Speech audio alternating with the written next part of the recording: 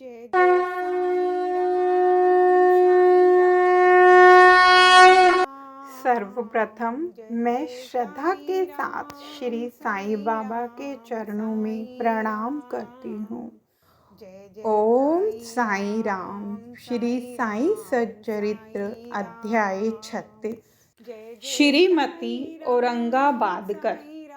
सोलापुर के सखाराम औरंगाबादकर की पत्नी 27 वर्ष की दीर्घ अवधि के पश्चात भी निसंतान ही थी।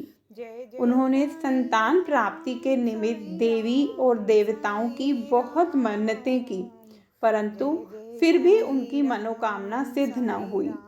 तब वे सर्वथा निराश होकर अंतिम प्रयत्न करने के विचार से अपने सौतेले पुत्र श्री विश्वनाथ को साथ ले शिरडी आई और वहां बाबा की सेवा करते हुए 2 माह रुकी। जब भी वे मस्जिद जाती तो बाबा को भक्तगणों से घिरे हुए पाती।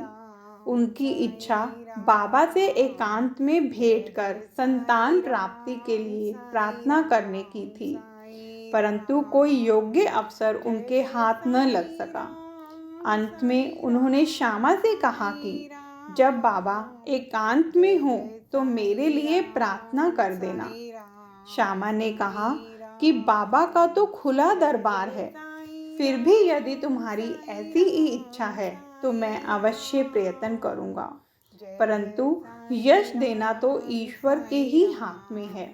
भोजन के समय तुम आंगन में नारियल और अगरबत्ती लेकर बैठना और जब मैं संकेत करूं तो खड़ी हो जाना। एक दिन भोजन के उपरांत जब श्यामा बाबा के गीले हाथ तौलिए से पोंछ रहे थे, तभी बाबा ने उनके गाल पर चिकोटी काट ली। तब श्यामा क्रोधित होकर कहने लगे कि देवा, यह क्या आपके लिए उचित है कि आप इस प्रकार मेरे गाल पर चिकोटी काटें? मुझे ऐसे शरारती देव की बिल्कुल आवश्यकता नहीं जो इस प्रकार का आचरण करें। हम आप पर आश्रित हैं, तब क्या यही हमारी घनिष्ठता का फल है?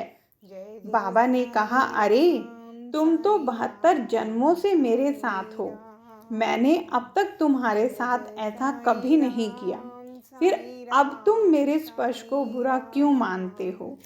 श्यामा बोले कि मुझे तो ऐसा देव चाहिए जो हमें सदा प्यार करे और नित्य नया नया मिष्ठान खाने को दे।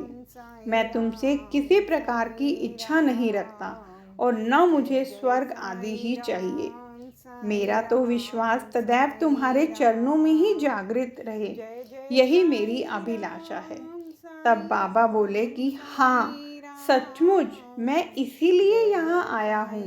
मैं सदैव तुम्हारा पालन और उदर पोषण करता आया हूँ, इसलिए मुझे तुमसे अधिक स्नेह है। जब बाबा अपनी गद्दी पर विराजमान हो गए, तभी श्यामा ने उस स्त्री को संकेत किया। उसने ऊपर आकर बाबा को प्रणाम कर उन्हें नारियल और धूप बत्ती भेंट की। बाबा ने नारियल हिलाकर देखा तो वह सूखा था और बजता था। बाबा ने श्यामा से कहा कि यह तो हिल रहा है, सुनो यह क्या कहता है? तभी श्यामा ने तुरंत कहा कि यह बाई प्रार्थना करती है कि ठीक इसी प्रकार इनके पेट में भी बच्चा गुड़गुड़ करे, इसलिए आशीर्वाद सहित यह नारियल इन्हें लौटा दो। तब फिर बाबा बोले कि क्या नारियल से भी संतान की उत्पत्ति होती है?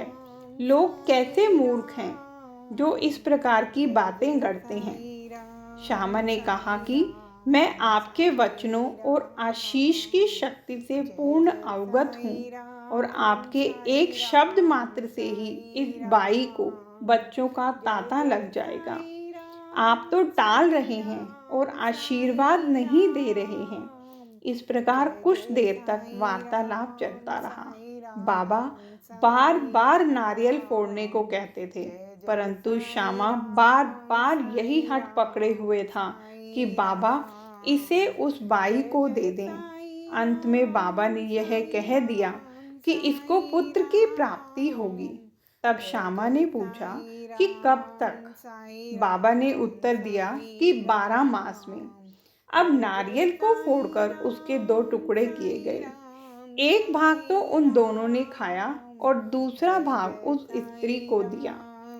तब श्यामा ने उस बाई से कहा कि प्रिय बहन, तुम मेरे वचनों की साक्षी हो। यदि 12 मास के भीतर तुमको संतान न हुई तो मैं इस देव के सिर पर ही नारियल फोड़कर इसे मस्जिद से निकाल दूंगा, और यदि मैं इसमें असफल रहा तो मैं अपने को माधव नहीं कहूँगा। जो कुछ भी मैं कह रहा हूँ इसकी सार्थकता तुम्हें शीघ्र ही विदित हो जाएगी। 1 वर्ष में ही उसे पुत्र रत्न की प्राप्ति हुई, और जब बालक 5 मास का हुआ उसे लेकर वह अपने पति सहित बाबा के श्री चरणों में उपस्थित हुई। पति पत्नी ने उन्हें प्रणाम किया और कृतज्ञ पिता ने 500 रुपये भेंट किए, जो बाबा के घोड़े श्यामकर्ण के लिए छत बनाने के काम आए। जय साईं राम।